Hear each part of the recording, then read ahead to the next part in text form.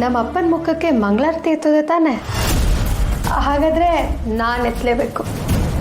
ಬಾರೋ, ಅದು ಮಂಗಳಾರತಿ ಎತ್ತದಲ್ಲ, ಆರತಿ ಮಾಡಬೇಕು ಅನ್ಬೇಕು. ಸಾರಿ ಮಾವ, ಅದು ಖುಷಿನಲ್ಲಿ ನಾಲ್ಗೆ ಹೊರಳೇ ಇಲ್ಲ.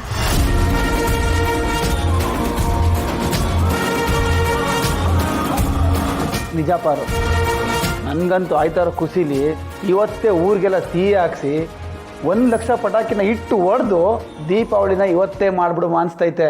ಅಷ್ಟು ಖುಷಿ ಐತೈತೆ ಪಾರು.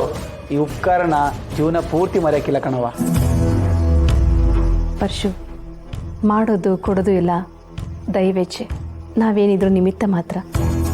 ಆದರೆ ಈ ಶಿವು ಪಾರು ನೋಡಿದ್ರೆ ಮನುಷ್ಯ ರೂಪದಲ್ಲಿರೋ ದೇವ್ರ ಥರ ಕಾಣಿಸ್ತಾರೆ.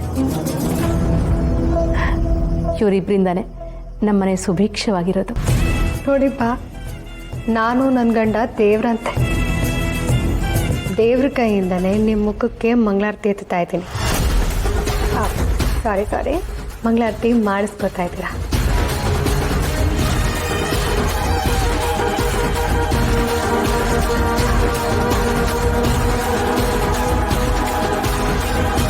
ಇನ್ಮೇಲೆ ನೀವು ಹುಷಾರಾಗಿರಬೇಕು, ಇಲ್ಲ ಅಂದರೆ ನಿಮಗೆ ತೊಂದರೆ.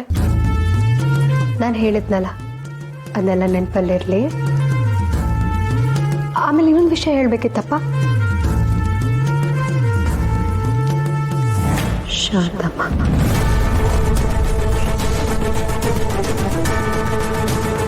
ಪಾರ್ವತಮ್ಮವರು ಬರಿಗೈಲಿ ಬಂದವ್ರೆ ಅನ್ಕಂಡ್ರೆ ಬಾಂಬ್ಗಳನ್ನೇ ತಂದ್ಬಿಟ್ಟವ್ರೆ.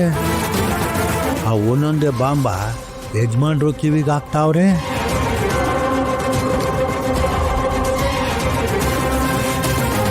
ಬಾರು, ಹಾಗಾದ್ರೆ ನಾವು ಹೋಗ್ಬಿಟ್ಟು ಬರುವ ಮಾವ. ನಾವು ಬರ್ತೀವಿ, ನಿಮ್ಮ ಆರೋಗ್ಯ ಹುಷಾರು. ನೀವು ಹುಷಾರಾಗಿರೋ ಸುದ್ದಿನ ಇಡೀ ಊರಿಗೆ ಹಂಚ್ಬೇಕು ನಾವು. ಬರ್ತೀನಿ ಹಾಗಾದ್ರೆ. ಮತ್ತೆ ಬರ್ತೀವಿ. ಛತ್ರಣ್ಣ ಪರ್ಸು ಬಾ ಬಾರು.